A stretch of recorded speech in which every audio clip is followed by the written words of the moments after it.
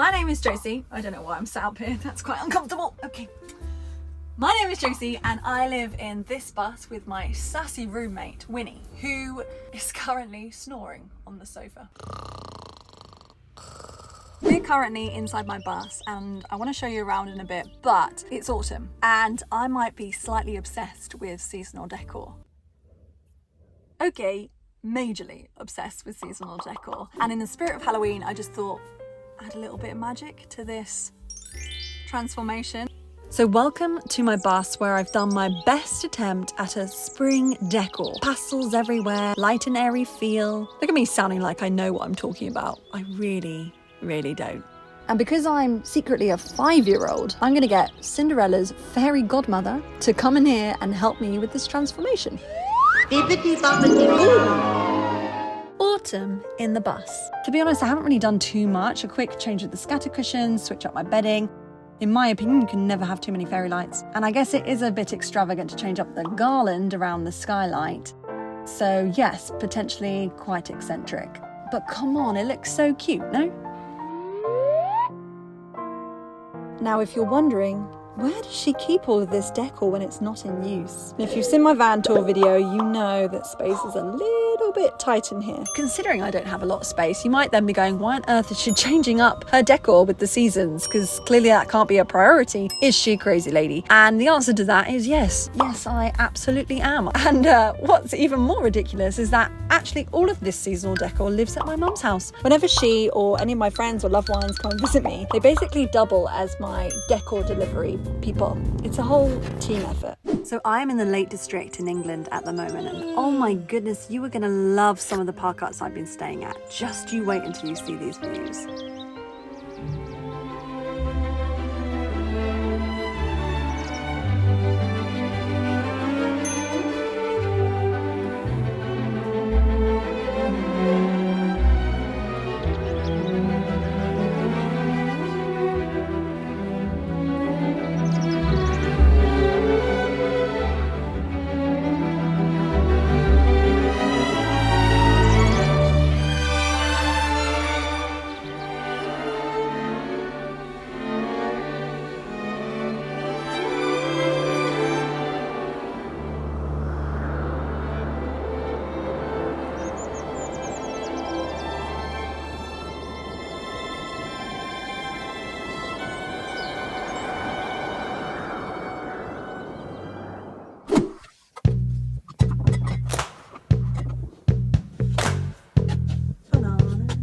So a smoothie is my go-to summer breakfast. I was expecting this autumn video to be all rainy and cloudy and cozy because, well, it's England. But today, absolute beautiful sunshine. So I'm embracing the weather and whipping up my favourite summer breakfast while Winnie snoozes in the bedroom.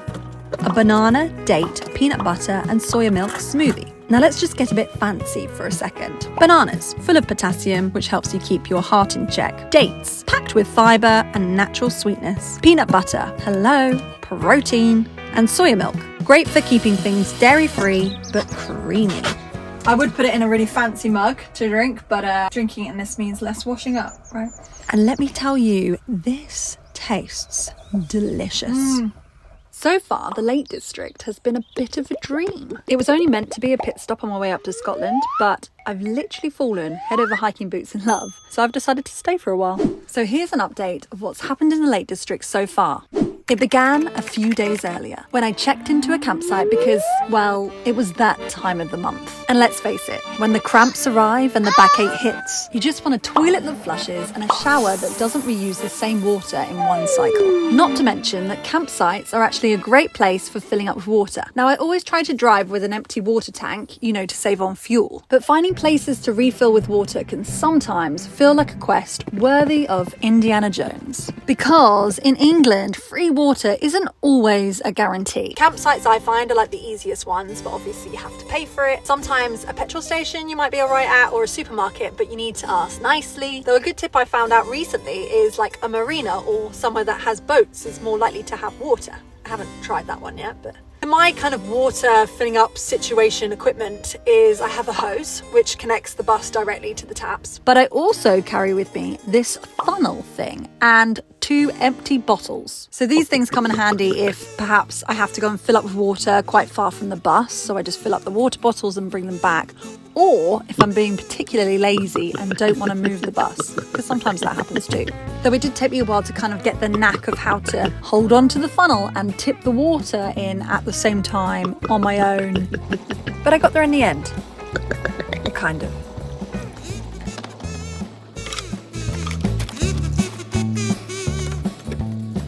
Campsites can be a little bit pricey, so I can only ever afford a few days at a time. So I set off in search of more scenic wild camping spots, aka free. And can we just have a moment of appreciation for the views on the road? Oh my god, these are just so pretty. It was like, I don't know, driving around in some fairyland. I love the Lake District.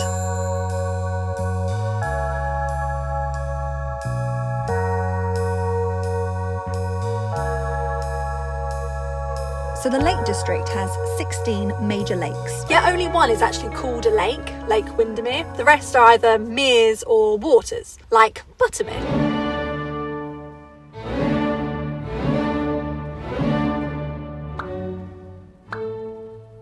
Which, incidentally,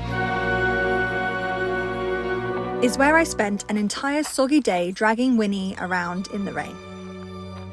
I know, it doesn't look wet or rainy.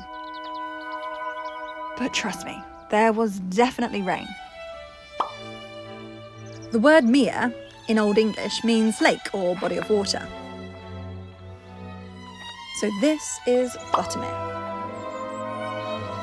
Now a lap around Buttermere is supposed to take, maybe like 2 hours, something like that. But if you're me and you need to stop every 3 seconds to capture that shot and get the mood, then it actually turns into a 4-hour expedition. But I really don't mind the extra time. One day when I'm old and grey, I can look back on all of these memories. And I'll be pleased I spent that extra 2 hours walking around Buttermere to capture these moments.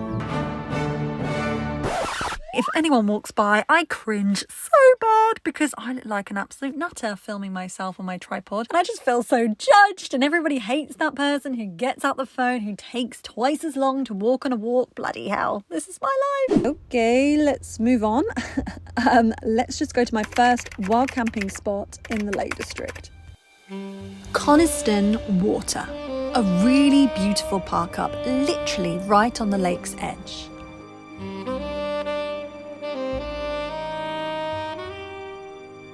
At night, the moon lit up the lake.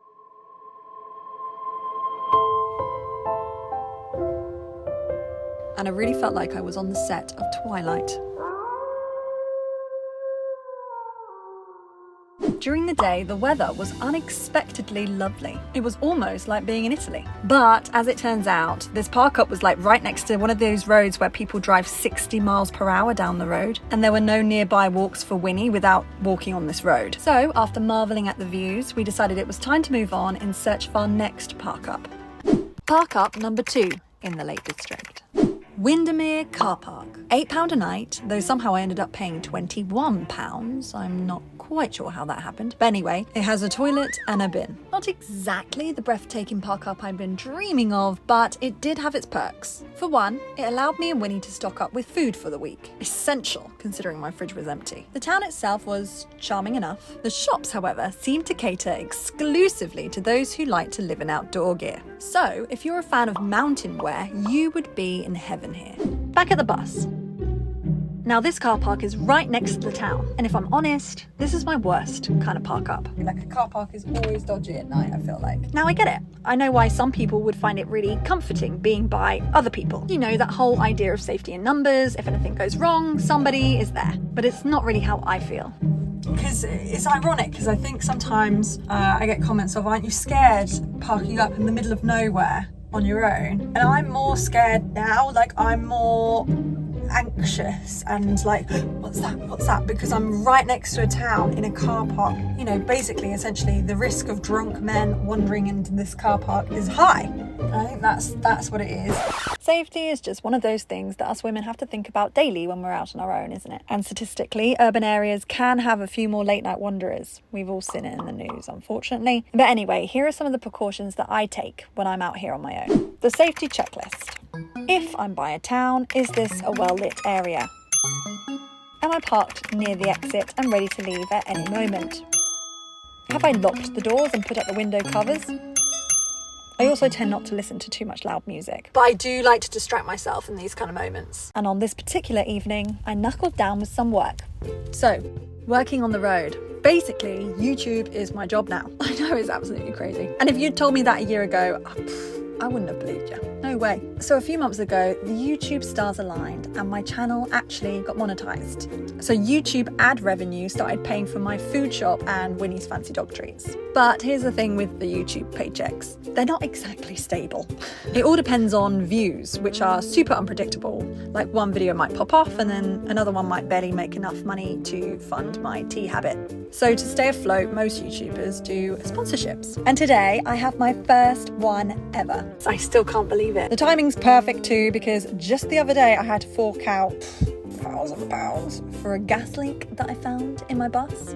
I know, very glamorous. And I know some people side-eye the whole sponsorship stuff, but realistically that is what's keeping food on the table for me and Winnie. So thank you so much for supporting, and let me introduce you to today's lovely sponsor. Introducing Rosetta Stone, the app designed to make language learning easy, immersive, and yes, portable. So you're telling me that I'll actually be able to speak a different language in my first lesson, and I'll be able to learn it here in my little bus while I'm on the road? Absolutely. With Rosetta Stone's dynamic immersive approach, you will learn through pictures, sounds, and voices of native speakers. It's a unique way to learn faster and remember more. With lessons as short as 5 minutes, you can learn in between tea breaks, road trips, or anytime you have a moment. Rosetta Stone has a voice recognition tool too, that listens to you as you speak and matches your pronunciation to that of native speakers. Una oficina de correos. It then gives you feedback so you can fine-tune your pronunciation. Una oficina de correos. Rosetta Stone has kindly set up a 60% discount for us, and you get lifetime access to all of the languages that they offer. Wouldn't that be such a cute present for someone this Christmas? Anyway, I'm going to put the link in the description below, so just in case you fancy mastering your bonjour and gracias and konnichiwa. I probably butchered all of them, but don't worry, I'm going to be working on my language skills with Rosetta Stone. Rosetta Stone, language learning that goes wherever you do. Rosetta Stone can be used via their app or on desktop. Link to 60% off in the description below. I hope you enjoyed my very old school English voiceover. I actually had to watch an episode of The Crown to practice for that. Anyway, let's get back to Windermere car park. Despite the car park's lack of Instagrammable scenery, it did give me and Winnie the chance to hire a boat for the day.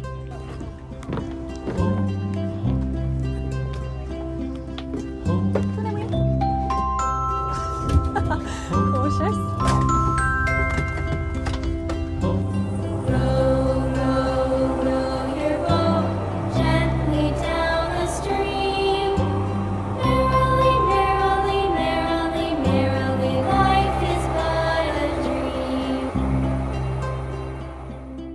The lake we sailed on was Lake Windermere, which, by the way, is England's largest lake.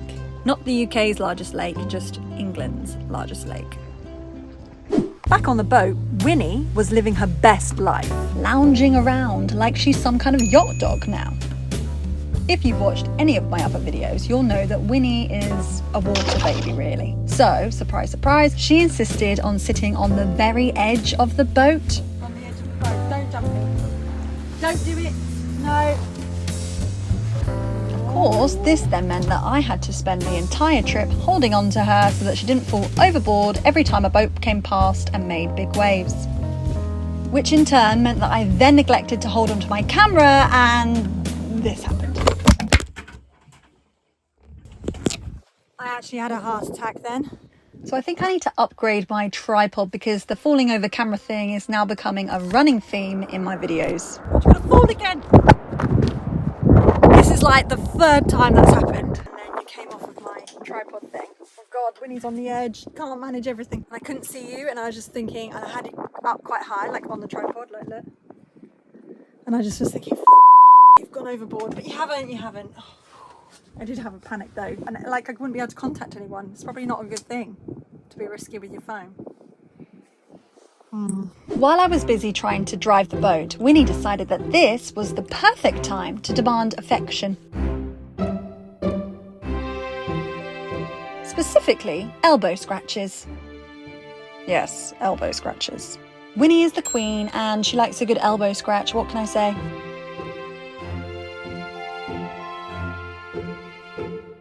Literally, she would make me do this all day if she could. And I'm not going to lie, sometimes I actually do.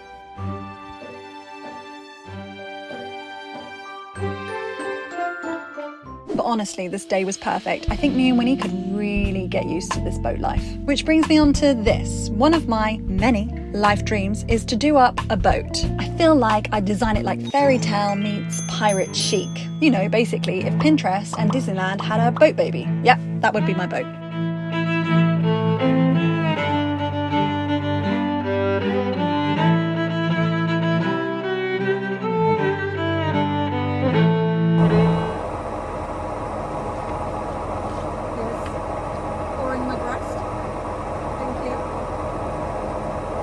On to park up number 3 in the Lake District. So, Baystones. Wow. Easily my favourite park up in the Lake District. Like, this spot is unreal. Every direction you turn, it's just BAM! Insane mountain views. Sure, the road up here was a little hair-raising, but honestly, being halfway up a mountain feels like the ultimate nature flex. And the walks, oh my goodness, endless. Winnie and I can just wander off in any direction and find something new every day.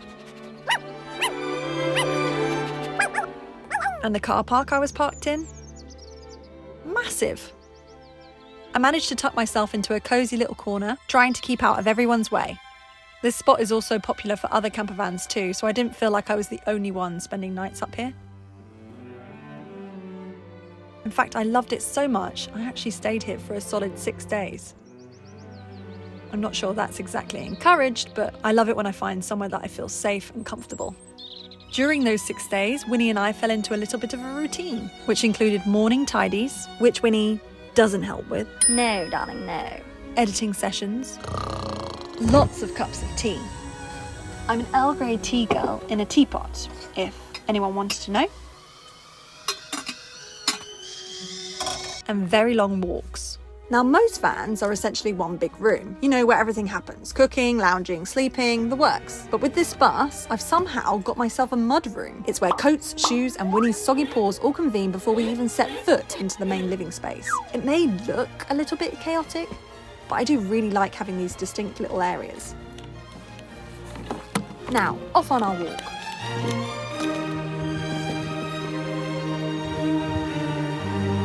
Keeping Winnie white is an absolute mission, and I'm practically her personal chauffeur, lifting her over muddy parts of the walk like the true queen that she is.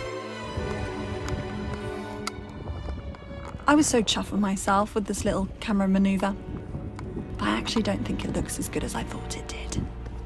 I feel like Lord of the Rings. I'm referring to this scene.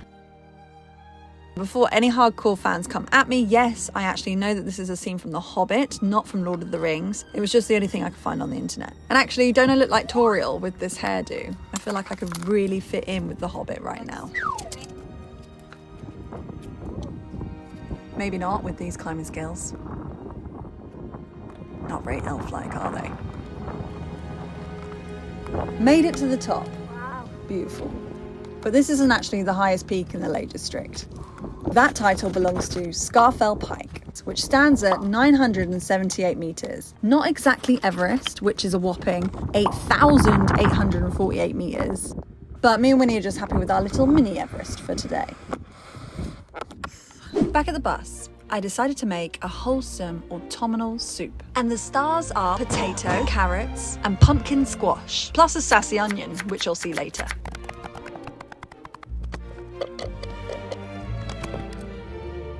Did you know that soup has been around since 20,000 BC? We're talking early Stone Age, where people used to live in caves and things like that.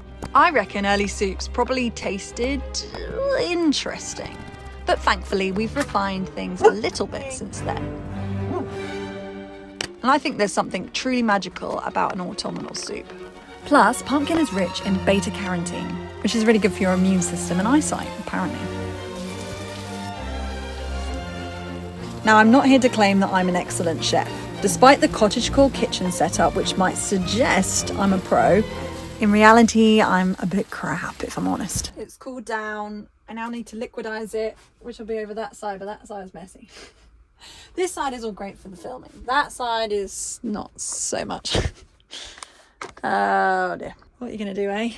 I'll just tidy it up. Oh God. Will I need that again? No, probably not. Washing up. And this soup is part of my let's actually get good at cooking experiment. That isn't going very well at all. I need a different spoon. And funnily enough, filming has actually got me thinking, well, I better make something decent. So thank you for inspiring me to cook more than just beans on toast.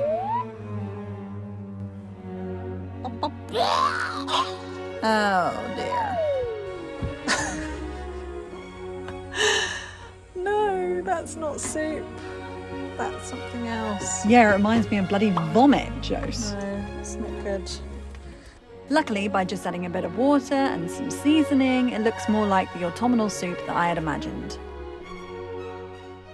And I saved it just in time for my friend Jake to arrive. So yeah, that's Jake's van.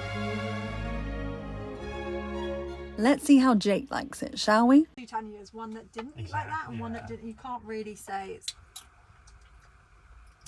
It's fine. That's delicious, thank you. Okay, stop. Did everyone just catch that? Because Jake said my soup was delicious. Yes. And I'm as surprised as you are, especially considering my cooking track record consists of, well, coconut pasta. Just gonna leave that there. Sorry, friends. And while we're on the topic of friends, I just want to address something. The detectives among you, yes, I see you with your magnifying glasses, spotting reflections, camera shakes, and the faintest chuckle off screen. Well, a few of the comments have begun to question, am I really a solo female van lifer? And do I really live and travel alone in this bus? So I thought I better tell you the truth. Which is... Yes, of course I am, you silly sausages. It's like, come on, that would be so exhausting to lie about something like that. Not to mention a little bit weird. But let me just clear up the mystery around those particular moments. So just with regards to like the camera moving, you can actually do that in post-production, you know, like in the editing stage. However, I will confess that there have been some times where people have held my camera. And here's why. I am very, very lucky and I have a life filled with people that I love. And my bus is basically their holiday home. One of them in particular likes to describe it as that. I hope you have my little holiday home ready. And also, I live in the UK. We're tiny here. We're small, compact, and it's not exactly hard to drive from one end of the country to the other. Which means that I get a visitor roughly about once a month, sometimes two. Now, just because I have people visiting me doesn't mean that I don't live here solo. Imagine buying a house, living alone, but you invite your friends over now and then for a sleepover. Doesn't make you any less independent, right? Well, exactly. Same. Okay, so now let's talk about privacy. Just because I'm comfortable with sharing snippets of my life online doesn't mean that everybody else is. Sharing my life, okay, yes, it's my job, but it's also my choice. And not everybody wants to choose that. But my friends and family are very supportive of my new endeavour and often, bless them, they offer to help me film and things like that.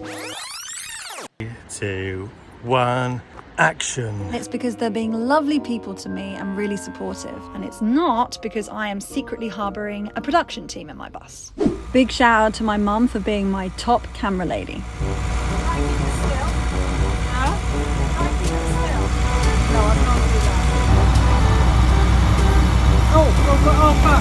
Oh, bless her. It's the thought that counts. Hi, I'm in editing stage right now. I'm literally editing the video as we speak. I just wanted to add this bit in and I couldn't be bothered to for the narration bit, I've been in the bedroom, right? Looking all nice and stuff. I just couldn't be bothered to get dressed, essentially.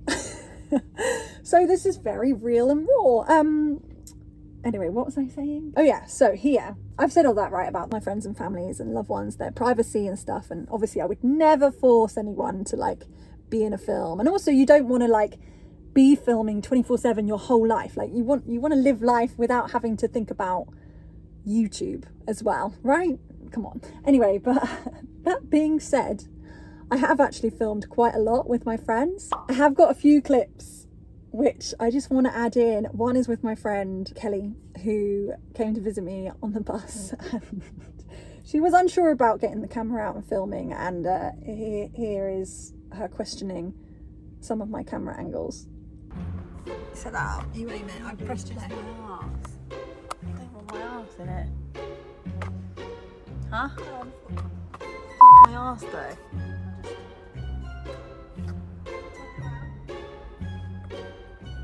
That is just pure arse. No, put it up. It's on your arse level. Oh, Kelly.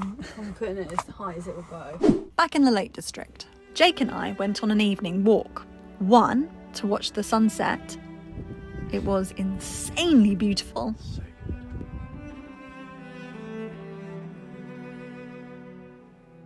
And two, to teach me some drone skills. As a new content creator, I'm definitely winging it. My gear consists of my phone and a tripod that literally falls over every second, as we all know. However, I did get this little drone for Christmas because, well, you know, cinematic shots. However, the first flight didn't go so well. Though saying that, I did use footage from my first flight in my tour video at the beginning. And in fact, there was this amazing shot where it came through the trees and there was like horses and stuff like that, but I thought it was too long. Anyway, but after that, I then decided to get a bit fancy. I thought I'd fly it from outside into the bus, which was probably a bad idea. Thank goodness for insurance though, because otherwise I'll be out a small fortune. So as you can tell, I need some guidance. Mind you, this isn't the first time that I've had to call in drone help. Meet Philly and Keely, an Irish van life couple that I bumped into this summer. They've got all the fancy kit, making my selfie setup look, well, adorably tragic. They filmed our whole meetup from every angle and even have a vlog about it, which I'll put in the link below if you're curious. These are actually some of the drone shots that we got from then. Not bad, right? So hopefully I'm getting better. They're actually adorable people and I love these guys, and you should definitely check out their channel because they have been everywhere doing van life for ages. They've even done van life in bloody London. Braver than me, I tell you. Now back to my lesson with Jake. I love how our heads are like moving at the same speed in the same direction at the same time here, including Winnie's. And aren't these shots just magical?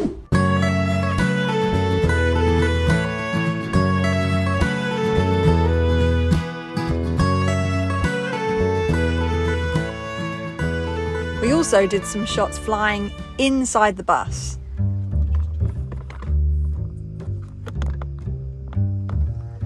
I haven't actually. Oh, now I'm questioning. Actually, I'm going to go outside first. So the worry was Jake would crash the drone like I did. The bus is quite a small space, you know. Fly up without having done it inside before. You know, when it takes off, it's like, how is it going to go straight up there? When you start up the drone, it initially shoots upwards, which could potentially crash into the ceiling. So Jake thought it was best to start outside first and drive it in. We used Jake's drone rather than my drone here because mine apparently has these sensors that makes it avoid objects, which in a small space like this probably isn't the best idea. But I'm gutted because I want to be able to do this shot.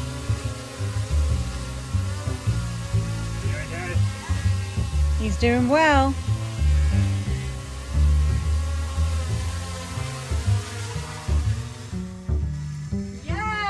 Okay, tester shot done, and now for me and Winnie to get into position and try again.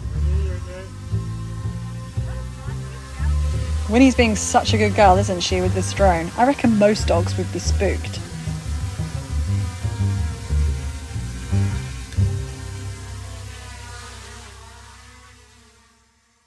Now you just wait until you see what that looks like. This is actually my favourite shot of all time. Thank you so much, Jake, for flying the drone. I think this is amazing. I need a drone flyer with me at all times, I think. Damn it. After Jake left, I thought it's time to pull out my little diary.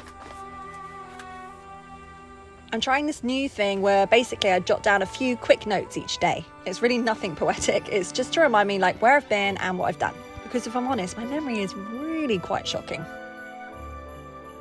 I've actually kept diaries since school, you know, like the ones with big thoughts and feelings, but this one is more of a cheat sheet. Because life really living in a van means that you're like moving every couple of days or every week, and I really would hate to forget all of it.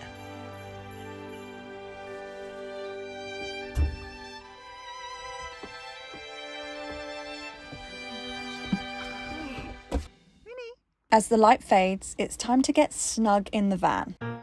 Step 1. Slip into the fluffiest socks known to humankind. It's so fluffy! Step 2. Pull down all of my handmade thermal blinds. It was a last-minute job on the van build, but they work a treat. Step 3. Then comes my nightly spider check.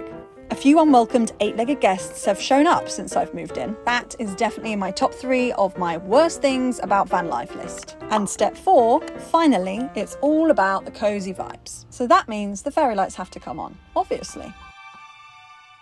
Then it's time for pyjamas.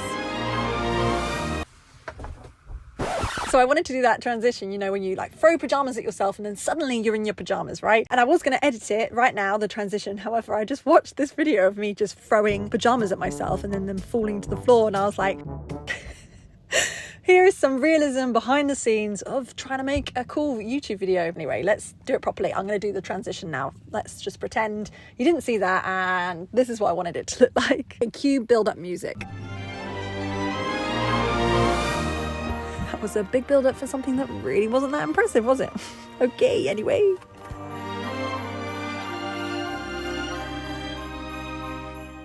So after brushing my hair, I get my face clean. And here we are, a thrilling Friday night, all set for an epic night out in my bus. I know what you're thinking. Gosh, she is hardcore party animal. But don't worry, I've got some big plans. Like washing up. And yes, I am back to being fully dressed and not in my pyjamas anymore. So what was the point in that transition? Basically, the reason why I've done it in a bit of a mismatch order is just because washing up and this upbeat music make a surprisingly good combination. Well, I think so anyway. I guess that's the beauty with being able to create your own YouTube videos. Everything obviously is real, but artistically arranged.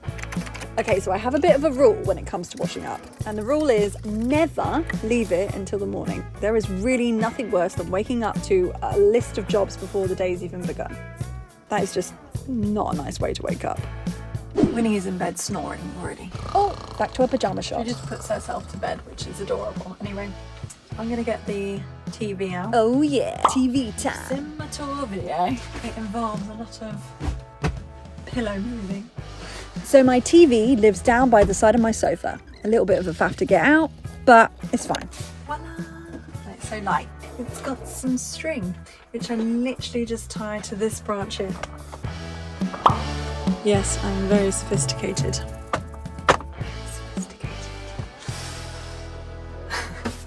So I need that, and then I've got to get the wires and the remote control out of the box. Wires. Control. Do some light. Okay, so I'm actually all about the dimly lit fairy light aesthetic, as you know, it's practically my brand. But these painfully bright overhead lights, I have to admit, they have earned their keep. They're actually a lifesaver for when I inevitably lose something for the 100th time. And living in England, where it gets dark at bloody lunchtime in winter, they're annoyingly practical. Okay, so this is the main event. Movie night in the bus. We get the mountain outside. We've got fairy lights, fluffy blanket. And I don't mean to brag, but I have a great ability to pick films that basically feel like a hug.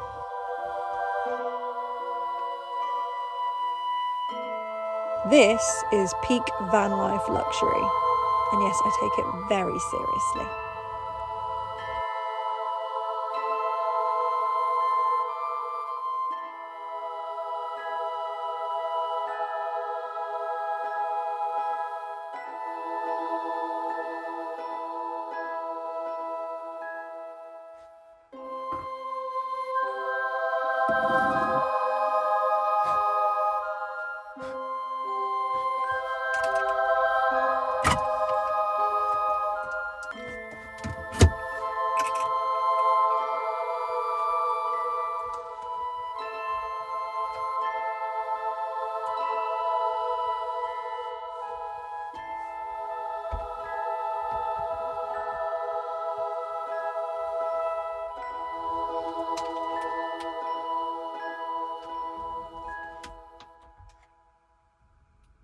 If you want to catch up with me more than once a month, I would suggest heading over to my Instagram because I'm on the stories all the time. You can actually check out my first month living in the van here, or perhaps you want to see like a very detailed, in-depth tour video. Got that over here.